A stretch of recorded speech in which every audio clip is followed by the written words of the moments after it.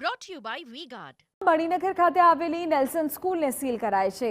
Fire NOC ન હોવાને કારણે કાર્યવાહી કરવામાં આવી। ફાયર એનઓસીનો અભાવ અને સ્કૂલ પણ બિસ્માર હોવાનું ખુલ્યું। શૈક્ષણિક સત્ર શરૂ થાય તે પહેલા શાળા સીલ કરાતા મુશ્કેલી સર્જાય છે।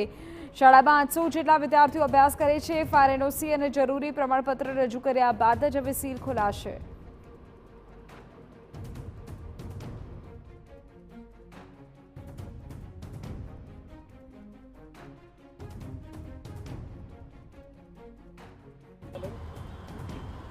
ફાયર એનઓસી ના મેળવી હોય એવી શાળાઓ પર તવાઈ કરવામાં આવી રહી છે, ત્યારે અમદાવાદની નેલ્સન શાળા પર પણ કાર્યવાહી કરવામાં આવી છે। મણિનગર વિસ્તારમાં આવેલ નેલ્સન સ્કૂલને સીલ કરવામાં આવી છે। આ શાળા પાસે ફાયર એનઓસી ન હતું। આ સિવાય બિલ્ડિંગનો કેટલોક ભાગ જર્જરિત હોવાનું પણ ધ્યાને આવ્યું હતું અને ત્યારબાદ મહાનગરપાલિકાની ટીમ પણ અહીંયા પહોંચી હતી અને એમના દ્વારા આ જે શાળા છે એને સીલ કરવા માટેનો નિર્ણય કરવામાં આવ્યો છે। મહત્વનું છે કે આગામી 12 જૂન બાદ શૈક્ષણિક કાર્ય શરૂ થવા માટે જઈ રહ્યું છે અને એ પહેલા શાળાને એની પાસે એનઓસી ના હોવાનું તેમજ અન્ય તમામ કેટલીક બાબતો મહાનગરપાલિકાના ધ્યાને આવી હતી અને એ જ બાબતને ધ્યાનમાં રાખીને શાળાને સીલ કરવા માટેનો એક મહત્વપૂર્ણ નિર્ણય લેવામાં આવ્યો છે। ફાયર વિભાગ દ્વારા જે એમની વિગતો મેળવવી જોઈતી હોય છે એ વિગત એમના દ્વારા આપવામાં આવી ન હતી અને એના જ કારણે